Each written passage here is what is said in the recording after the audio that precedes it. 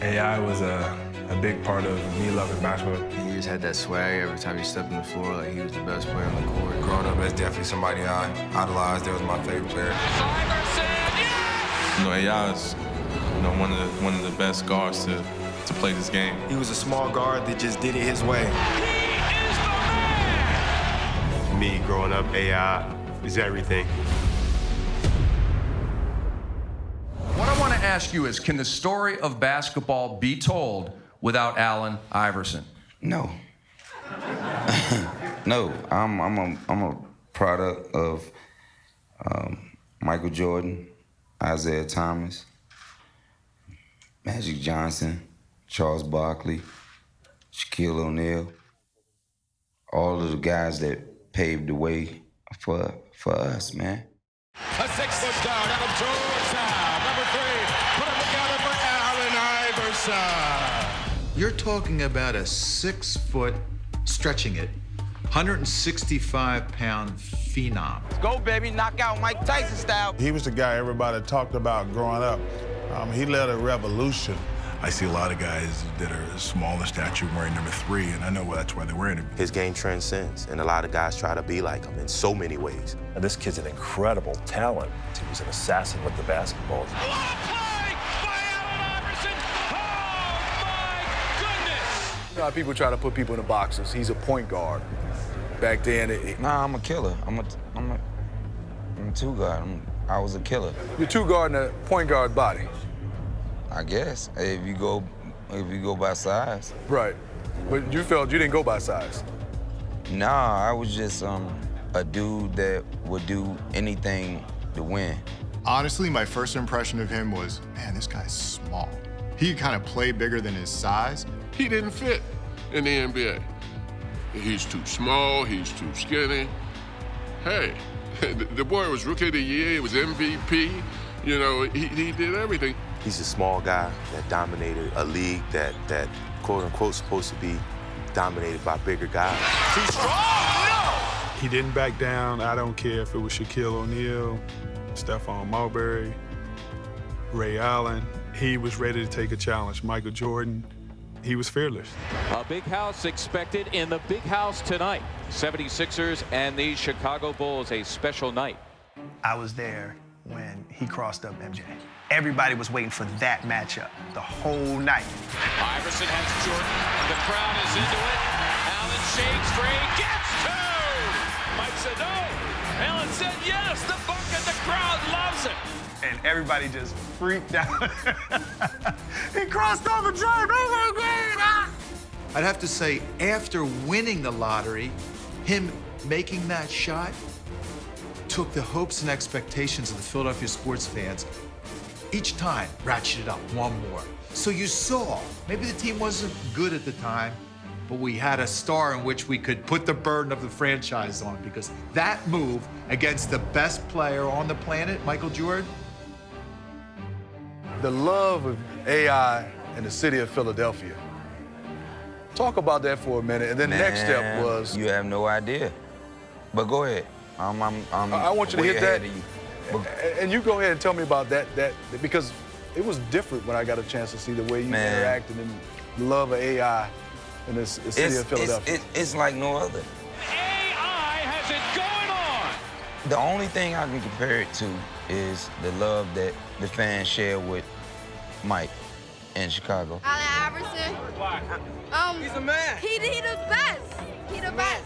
It don't get no better than me in Philly. Like, Allen fit right into the city. Like, he's from Philly as far as we concerned.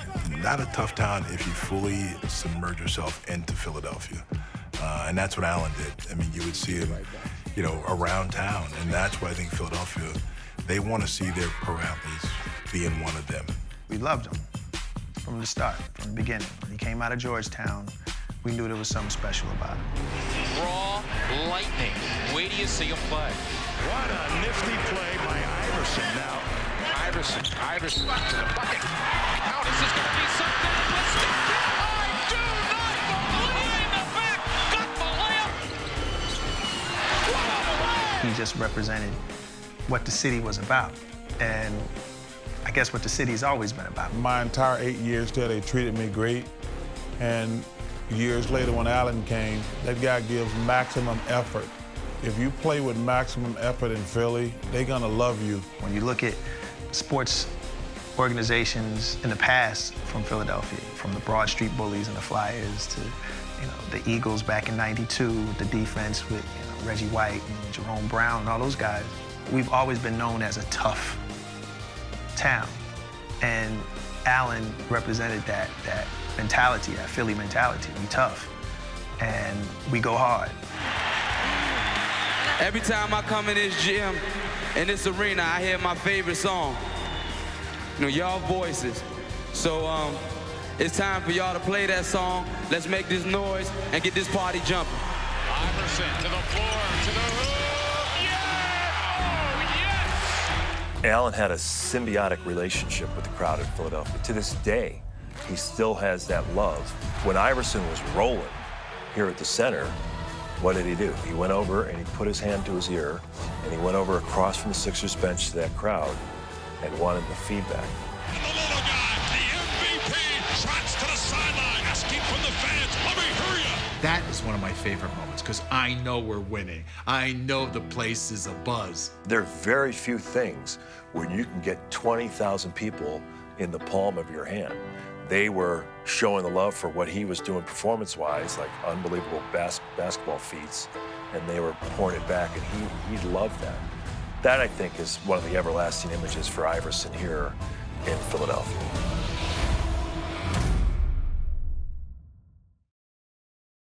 Who was the #1 inspirational figure in your life to get you to this stage, nominated for the Hall of Fame?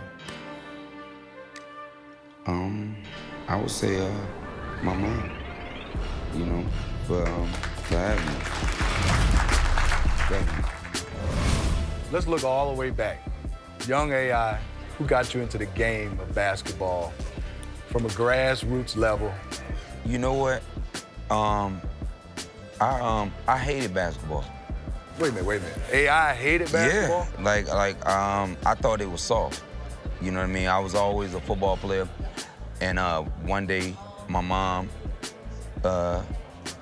said, "You going to basketball practice?" And I was like, "I ain't playing basketball. Basketball is soft." You know what I mean? And I mean, it took everything to get me out of that crib. Allen was probably one of the best football players that I ever seen play. Iverson is just so quick that he will score. The dream was to someday win the Heisman Trophy, win a national championship, and possibly get a chance to play in the NFL. It was never about basketball. I thank my mom, man. If she didn't tell me that I was going to basketball practice that day, I would never played. Why did she say basketball, yeah? Why, you know what I mean? What was her reasoning of saying you playing basketball? I don't know, it might have been that season and getting me out of the house and to do something positive. He actually played in the Boo Williams AAU program.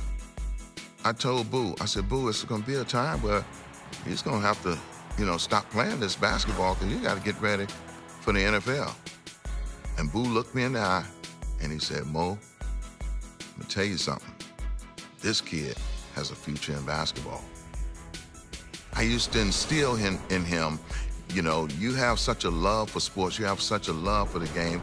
If your dream is to someday play professionally, you're gonna have to get this education thing in place, because it was a great imbalance. This guy hated school.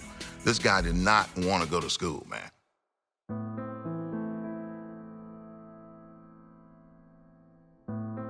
You talk about guys who grew up in rough environments or poor environments. I mean, Iverson ticked every one of those boxes. He had a teenage mom. He grew up in a horribly poor area of Virginia, he had to fight back against that just to become the athlete he was in basketball and football. The chances of him not being able to succeed and falling through the cracks were becoming more and more greater as the years and the days went on.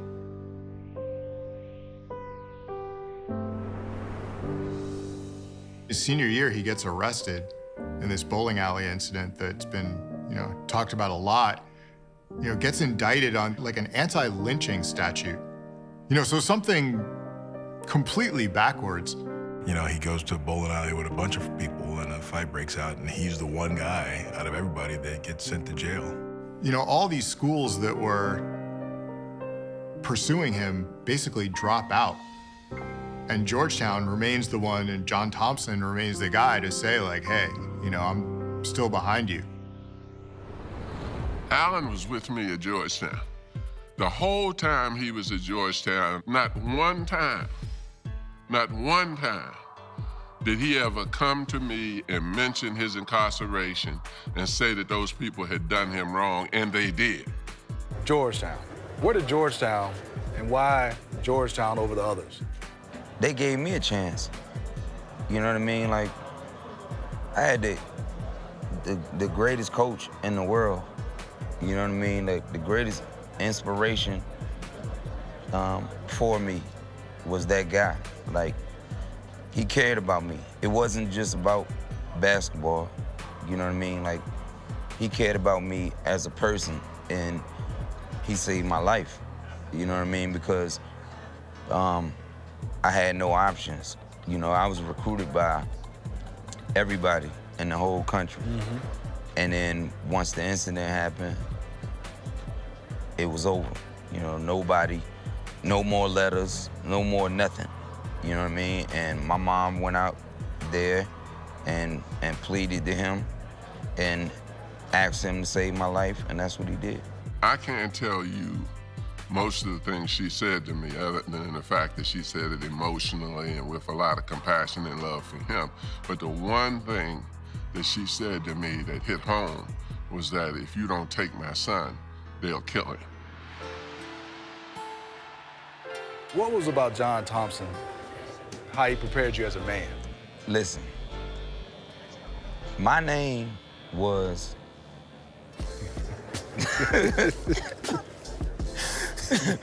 To him, my name was MF. You know what I mean? Like, it was tough love, man. But it was real. It was so real. You know what I mean? Like, he cared about us. You know what I mean? It's not just, it go far and beyond basketball. And he cares so much about his players and care about our lives after basketball. And he was so monumental and so great to me in my life, because I think about when I'm ready to make a mistake, I think about what he would say. You know what I mean? When I'm in the process of doing that. You know what I mean? So he was way more than a coach. He taught me how to play. Mm-hmm. You know what I mean? On that level, he taught me how to play, but he prepared me for being a man. The biggest thing that I had to make my mind up to is that he had just come out of prison and been incarcerated. In order to take Allen, it wasn't just the perception of his going to prison, it's his style of play. I had to realize that I couldn't incarcerate him also. And I had to make some adjustments because of his talent. Young fella.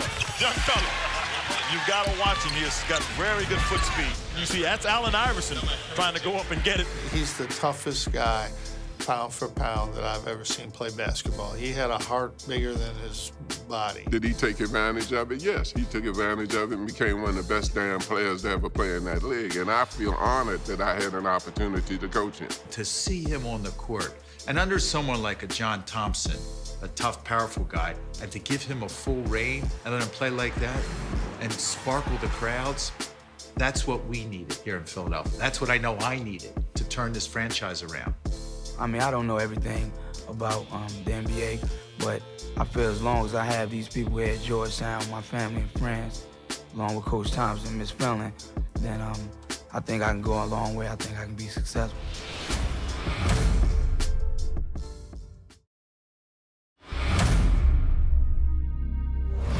after carefully weighing my options with Coach Thompson and my family, I decided to enter the NBA draft. I definitely plan to further my education, but my family needs to be addressed right now. I saw the tape, and you saw a warrior mentality, and I love warriors. And at the time, we were looking at Allen Iverson, Stephon Marbury, Marcus Camby. But AI's workout was pretty intense. And I saw this kid have a dream and bring it to fruition. With the first pick in the 1996 NBA Draft, the Philadelphia 76ers select Allen Iverson from Georgetown University. Even as the #1 pick in the draft, and you say like, hey, right there, like you're done, you made it. You know, you made it through all this. But I don't think it even stopped there. You know, I think he was the first point guard drafted overall since Magic. You know, I've been through a lot of obstacles in my life, and you know, I'm just happy I overcame them. Now it's just time to get in the NBA, walk that straight path. You drafted into the NBA, everybody's dream. What was it like getting prepared to play at this level? And at that time, the league was at an all-time high. For me, it was easy. Give me the easy as a preparation or easy playing? Both. It was easy because it was one-on-one. One-on-one basketball, I felt like, and I know that nobody can stop me one-on-one. It's time to get down. Iverson in a hurry, Douglas backpedaling, forget it. A stunning NBA debut with 30 points. Allen Iverson starting to heat up here. Now the world knows what we in Philadelphia have known, that Allen Iverson is one of the most exciting, most dynamic, most fearless players in the NBA. And it gives me great pleasure on behalf of the Philadelphia 76ers to present our rookie, Allen Iverson, with the NBA Rookie of the Year award. Yeah!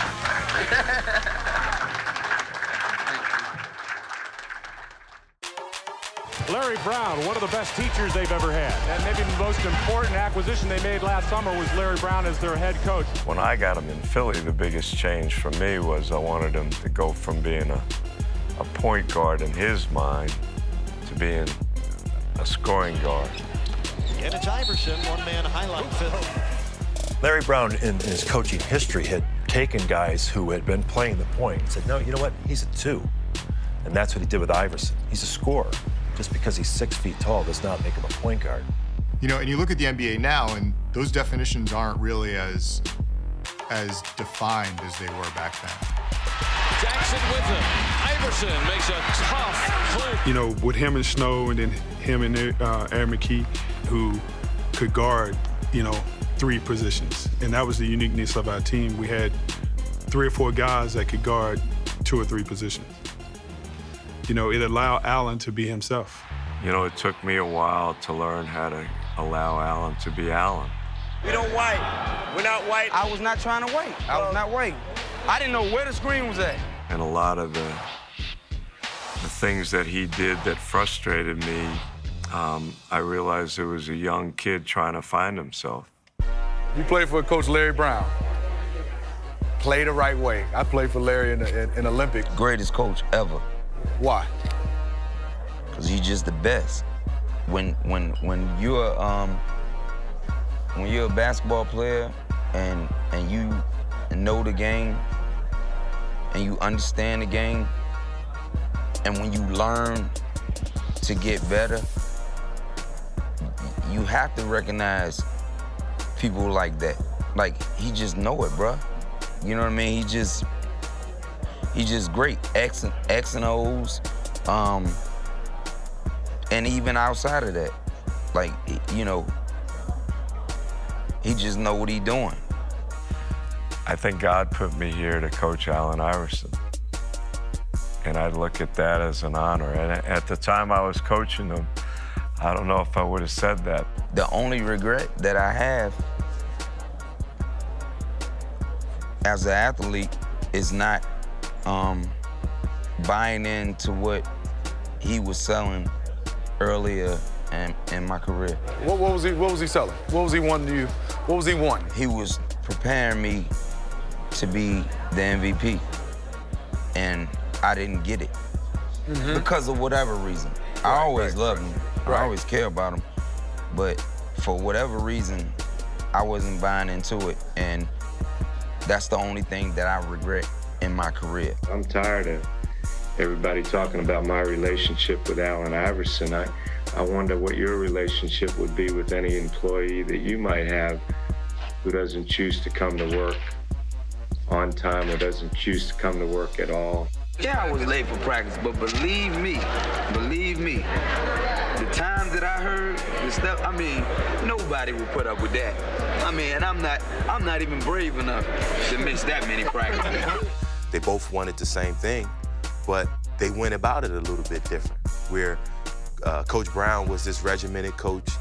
He was into fundamentals and practicing every day and working really hard, where Allen was this freak of nature. McKee took it away, frees up Allen for the show. I think they were just so competitive, and at times in the heat of the battle, they would say things or do things and it would frustrate each other. I was relentless in trying to get him to do the very best in every area of his life, and it was hard for him. When I got there, I think they had a mutual respect for each other. You know, Coach Brown knew what Allen was about, and that when the lights came on, he was going to play harder than anyone else. And Coach Brown understood that, you know, Allen was a unique talent. It's like a marriage. You know, you have your ups and downs, but you find that common ground to really make it work. In the end, you know, it forged an unbelievable partnership that helped lead the Sixers to the NBA Finals in a great run in the history of the franchise.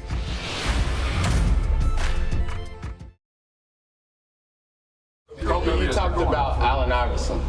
He was the toughest person you've ever played. He was the most competitive player I faced, no question. What? Really? Oh my God, he was relentless.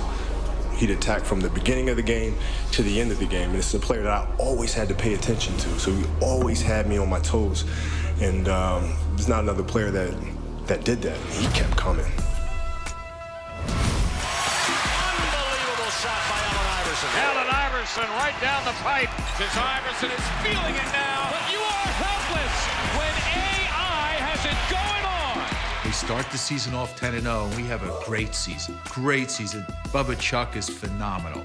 Going to practice. He was doing everything he had to do in Larry Brown's world.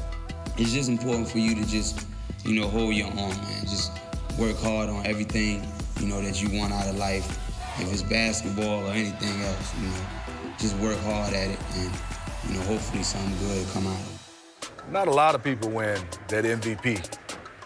That's when you're the best. In the world. Of the best of the best. In the world. Talk about that special feeling, being named MVP of the league in 2001. It was a tribute to everybody that helped me accomplish that. You know what I mean? My girl, my kids, my family, my friends, my teammates, my coaches, the training staff, everybody that helped me accomplish that, they deserve praise too, man. Not only are we in the playoffs our third year, my year, Allen's third year, then the fourth year, and we get eliminated the second round, both times by an ugly team in yellow, Indiana Pacers. And now it's the fifth year. Not only do we beat Indiana the first round. Sleight of hand by Allen, goes behind the back and hits. You know, once he figured us out, you know, it was like you would think you would have him contained, and then you would look at the box score and he'd have 30 points. This is one of my most memorable, did I say that right? How you say it? Memorable, whatever, man. Y'all know what I'm talking about. I'm gonna remember this game. Then Toronto in 7. Iverson for the lead. Yes! 52 points for Iverson. And then Milwaukee in 7. Allen Iverson exploding here in Game 7. The 76ers are the Eastern Conference champions, and they're going to Tinseltown. Damn right. Damn right, baby. G-Town, I love you, man. 1, 2, 3. Now we're going to Hollywood. it was proof positive that Allen Iverson is and can create dreams that come true. Y'all got to the finals. Yeah. Talk about that team when you started looking on paper. People didn't understand there were not a lot of big names. So yourself, Dikembe. Talk about what that's a name. That's enough, huh? Yeah, But talk about what you guys accomplished with that group. Get to the finals. I was the killer, and they took up for all my weaknesses. Defensively, obviously. When you talk about leadership on the court, I think AI was right up there. He knew his place. Yes, did he take risk and go for the steal as opposed to the Michael Jordan-esque defense? But then he had guys like Aaron McKee and Eric Snow and George Lynch, who were defensive mavericks. They knew what Allen did. Let him do it. Yeah, I could play the passing lane, and I could lead the league in steals every year, whatever. But I want no good defensive player on the ball. You know what I mean? Why are you smiling? So you admit it's the truth. They know it. My teammates know it. You know what I mean? But all of that I couldn't do, they made up for that. And all of that they couldn't do, I made up for it.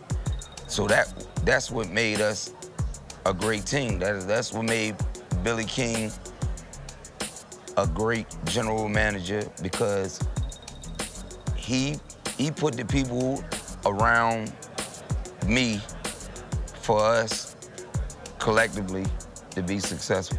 You know, it was like the perfect storm. It was the perfect group of guys who could play with a talent like Allen. He was the guy. He was the guy. If we played, 4 games in 5 nights, he always had energy. And that's the one thing about him. He was our rabbit. And he came out, and he knew he was the headliner, and he embraced it, and he loved it, and we just followed his lead. You look at what he had to work with, and you look at how far he got, I think you can almost narrow it down to one game. That first game against the Lakers in the finals, and here you have a team that was a literal juggernaut. I mean, they beat everybody. They hadn't lost a game in the playoffs. Let's get dirty. Let's get dirty. We knew what we were up against. We were up against the Lakers. We were up against Shaquille. We was up against Kobe, and the best team in the league. That first game was certainly a defining moment for Iverson and the Sixers. Iverson against Tyrone Lue. Baseline right, he backs up, he fires 2 ball. Got it again! He's way too good! He steps around Lue and drilled it! He's just too good! I played good defense. He went to shoot the basketball. I contested it, and then when I turned around and looked, I kind of stepped backwards and I fell down, and he stepped over me, and they made a big deal out of it. But, just having a chance and opportunity to guard one of the NBA's greats was a big thing for me.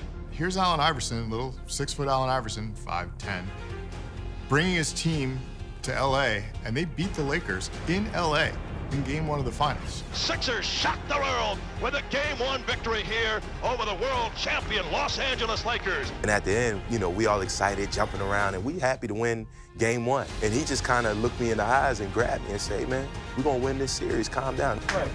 We ain't do nothing yet. We got a long way to go. Iverson was incredible in that game. You know what I mean? He put the Sixers into that position. They shocked the Lakers, but then LA responded. Time has run out on the 76ers. And that'll do it. Back-to-back titles for the Los Angeles Lakers. In his mind, he felt like we had enough to be able to beat those guys. I truly believe we would have beaten the Lakers if we'd have been healthy. But you don't get to the finals, you don't get to play against a team as great as the Lakers unless you have a great player like Allen Iverson. He made everybody around him better.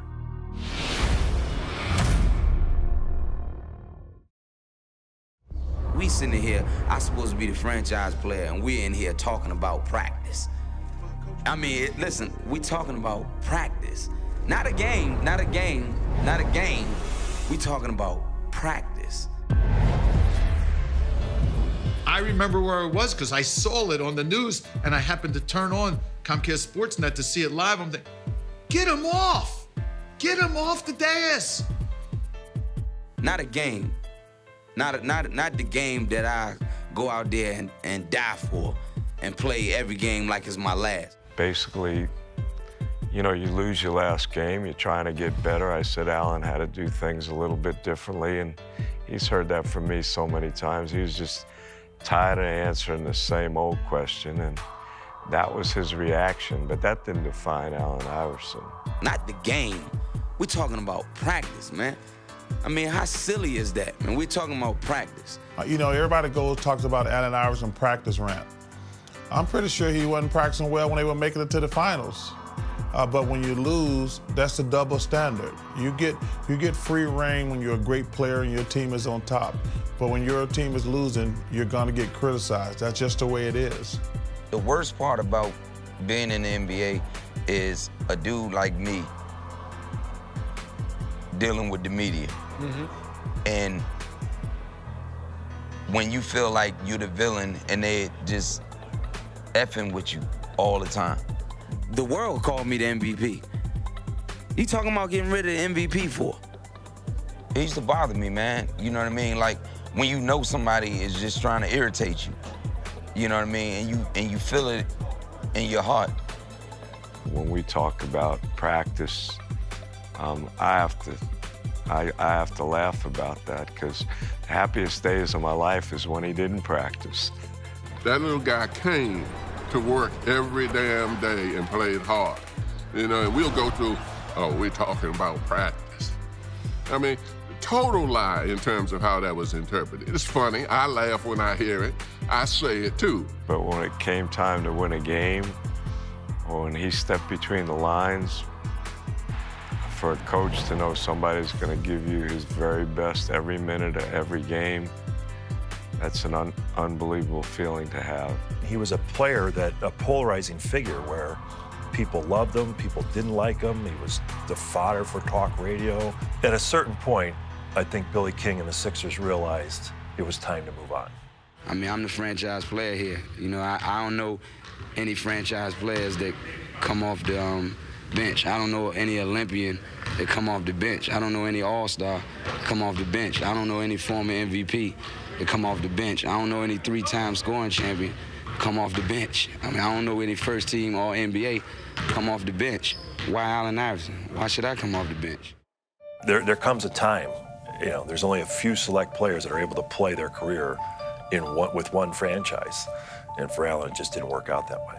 How hard was that when leaving Philly, changing teams? I wish it never happened. But it was time because of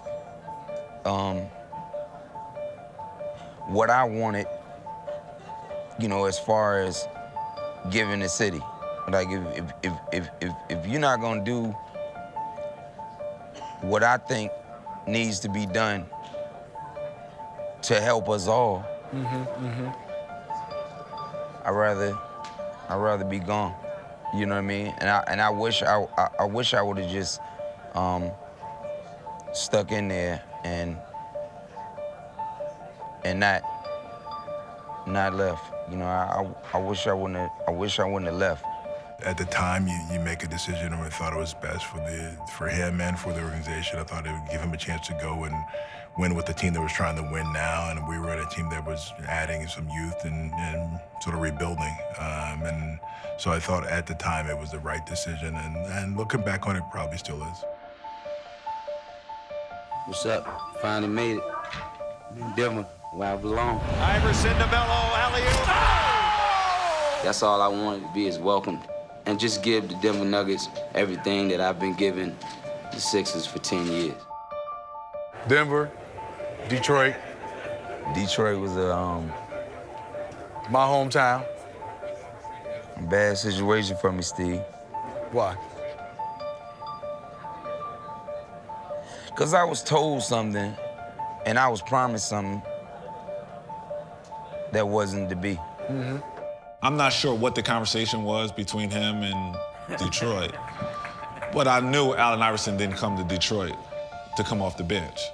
Same thing with me. I didn't expect when Allen Iverson came that they will be asking me to come off the bench. Because the way it was sold was like, hey, you two guys are going to be playing together, and we'll figure out how it will work. You know, because that's the one thing, even when they were successful in Philadelphia, it was kind of his ball, and everybody else kind of just did their thing, but that doesn't work on a lot of teams. And I think we both kind of got caught in a situation where, from a management standpoint, they were telling us, hey, you know what? We can play together. And we knew we could play together because we talked every day. We sat right next to each other on the bus, and we knew that we could figure it out. But I just don't think that management gave it time. I had already knew that it was gonna be a problem once I got there and I couldn't have my number. so I already knew, like, yo, this ain't right off top. Well, I think first and foremost,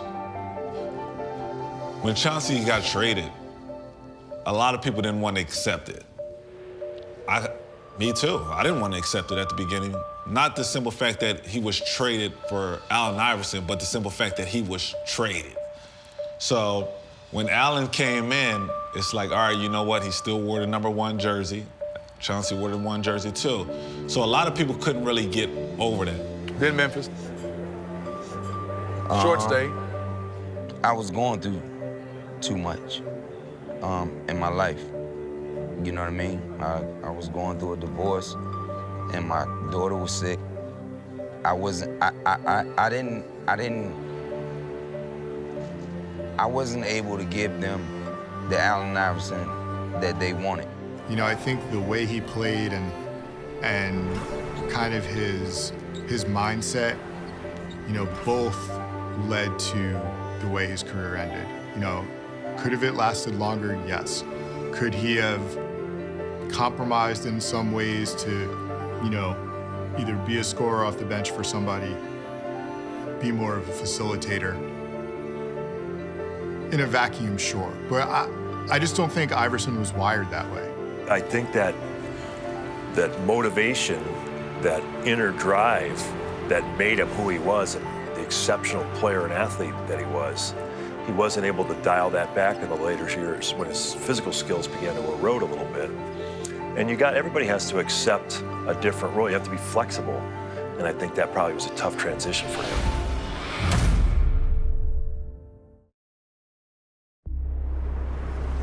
You got enough patches there? No, not enough. I want to keep adding them on. What's your best memory out of all those right there? Probably my first one, and the one in DC when we were down big, came back. But I mean, all of them great.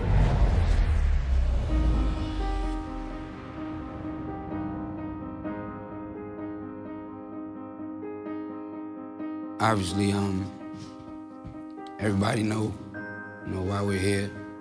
I'm formally announcing my retirement from basketball, and it was a great ride. I think the toughest thing about trying to decide when to retire is guys who can't play are kicking your butt. Because you have to understand something, sports are a young man's game, and no matter how much talent you have, it ends for everybody. I'm sure it was very difficult for him to walk away, but at the same time, you know, he's one of the few who can say they left it all on the court. Talk about retirement. Retirement from the game that was tough. That's tough for all of us. No, it's not. Wasn't tough? No, wait a minute. Yeah, be honest. Okay, I thought it was the worst. But then, in the aftermath of it, when you can be around your kids and your girl 24/7, you ain't gotta worry about leaving for weeks at a time. There's no excuse. You there. You can be there all the time. And like, that's the greatest part about it. You wasn't supposed to retire. Selfishly, I wanted to see AI still playing. Take away everything else, just playing the game of basketball. I was ready. I was ready. Like, when I did it, I knew it was time. Like, I was tired, bro. Like, I was tired, man. I was tired of all of, you know, the misunderstanding, people perceiving me to be something that I'm not. overall, I was able to have thick skin. After, you know, going through so many things, I was able to be like, all right, well, everybody don't love you, bro. But I'm talking about in between them lines. Take all that away. Yeah, you take all that away. In between them I games. miss basketball. I miss playing. I want to play. That's what I want to hear. Yeah. I want to see the smile. Cause Yeah. you see the difference though, the smile when I start talking about basketball. Yeah, I want to play. I want to play. I want to have fun. I love I love the thrill of exciting my fans. How about a big round of applause? Hall of Famer, a 6-foot guard from Georgetown, number 3, Allen Iverson. You know, I think you could almost put him in the Hall of Fame alone off his impact culturally. He changed pop culture. Allen changed basketball. There's only very few people that can lay claim of changing the sport. Jordan was one, Chamberlain was another one, Allen was another one. At first, everybody looked at him as like, oh, this guy's a thug just by tattoos, cornrows, but it wasn't about that. You know, it was about him being who he was. And that's what made Allen a rock star. It brought a whole new audience to the organization, and they can't deny that. His cultural impact went a bunch of ways. I mean, you could look at the dress code the NBA put in, and you could sort of call that the Allen Iverson rule. He definitely did not like to dress up. In my opinion, a lot of people's opinion, you were a cultural icon. What's your thoughts about that? I am. I know it. And I took the ass whipping from it for guys to be comfortable in their skin, for guys to live like they live and obviously dress like they dress. We're all enamored by folks who stands up against the establishment and says, this is me and this is what I want to do and this is how I feel and this is how I want to represent the game. When I die, if I'm fortunate enough to come back in the next lifetime, I want to be AI, man. You know what I mean? I want to be me. I'm satisfied with who I am, and I just want dudes to feel good about, you know, being them, bruh. Like, it ain't nothing wrong with it. Who reminds you of AI though? Is it Russell? Nobody. He remind me of me. He's not AI, but he the way he attacks. Yeah, because what's in his chest. He relentless. He play with heart. You know what I mean? He play every game like it's his last. I just love watching him play. But Steph is just, you know, hey, we never seen nothing like it.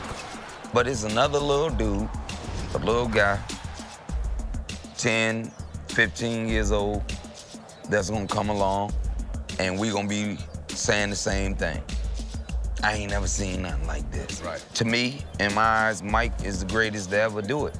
But then, heck come Kobe, and heck come LeBron, heck come Melo, you know what I mean, heck come Durant. Those dudes are watching the dudes before them. You know what I mean? So yeah, it's gonna be, I don't want it to be another Allen Iverson. I want it to be the best, whoever that is. You know what I mean? I want it to be somebody better than Allen Iverson. Like, that's what makes it exciting for us. That's what makes our game so great. You know what I mean? Because it's gonna continue to evolve. He's a lot different than everybody else that's been inducted. And for the younger generation, it's kind of like you stick your chest out because it's like, all right, you know what? A guy that just didn't buy into what everybody else said and did it the way he wanted to do it, he still was able to be selected into the Hall of Fame. Let me see if I'm dreaming.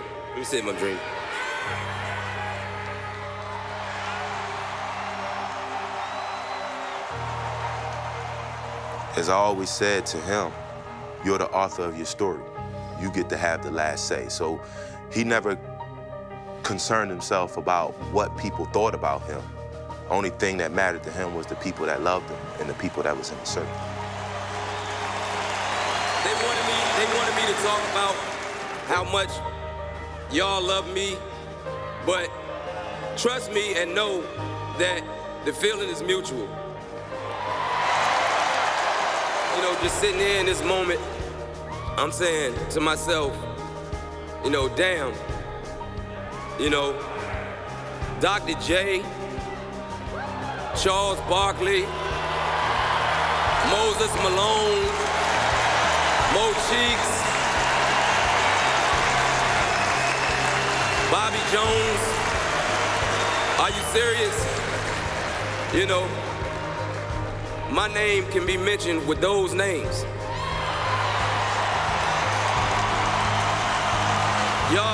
Y'all have to show me the fool that says dreams don't come true. 'Cause they do. I love you, Philadelphia.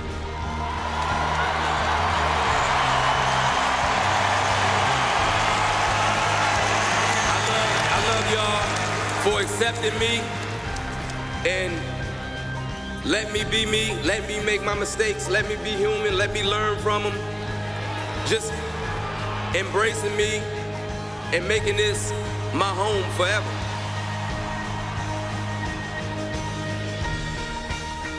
I want my legacy to just be the guy that came out and gave everything he had, the whole 165 pounds, 6-foot frame, everything he had.